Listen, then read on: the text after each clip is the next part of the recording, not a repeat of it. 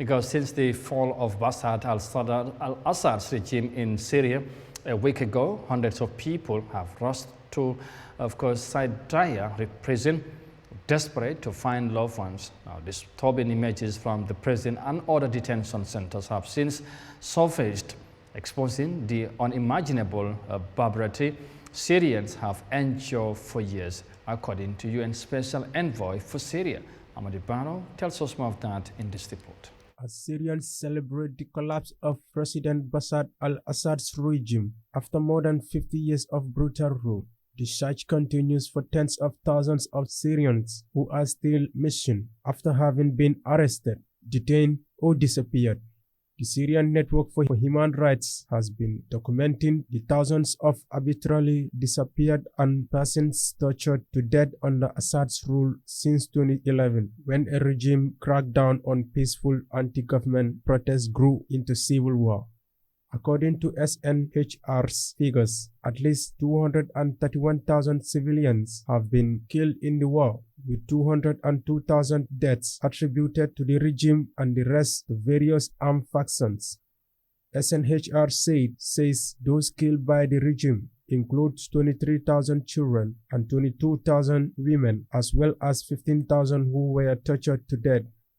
The group has also documented more than 96,000 forcibly disappeared persons and about 40,000 detainees. Meanwhile, the United Nations spokesperson for the Special Envoy for Syria, Jennifer Fenton, speaking to journalists in Geneva, quoted from a statement by the Special Envoy Gerard Pedersen, has described these scenes as a testament to unspeakable suffering and pain beyond comprehension endured by those detained, their families, and their loved ones. She has stressed that preserving detention sites, mass graves, and documentation is critical for accountability and justice. Images from Syria'S and other detention facilities starkly underscore the unimaginable barbarity Syrians have endured and reported for years. Despite extensive documentation and testimonies, they only scratch the surface of the carceral system's horrors. These images are a profound testament to unspeakable suffering and pain beyond comprehension endured by those detained, their families, and their loved ones. Now is the time for decisive, compassionate action. Families of the detained, missing, and recently freed need our urgent support. This includes medical care, psychological support, legal assistance, and safe shelter. Detention sites, mass graves, and related documentation must be secured to aid families in their search for justice and accountability. We must prioritize accounting for the missing, ensuring the families receive the clarity and recognition they desperately need. Evidence of the atrocities must be preserved and thoroughly documented to ensure accountability under international humanitarian law.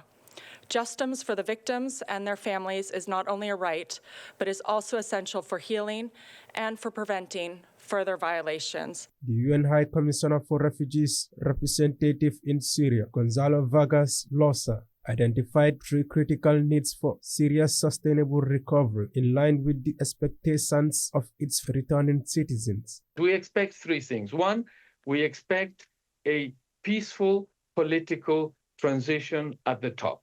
Second, in the communities to which we're going back, we expect tolerance, reconciliation, and acceptance. And third, very, very importantly, they are expecting not just immediate relief, not just a bottle of water and a little bit of food. They are expecting an injection of international support so that they can resume a dignified life. The situation in Syria remains volatile. While some refugees are returning, others are leaving or taking a wait-and-see approach, according to the UN Refugee Agency.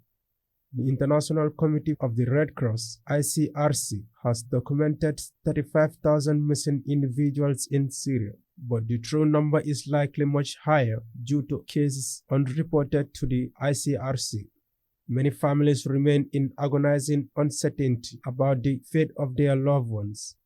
The ICRC called for immediate discussions with interim authorities to safeguard evidence, including documents and mass graves. Reporting for Eyeafrica News, I am Mamad.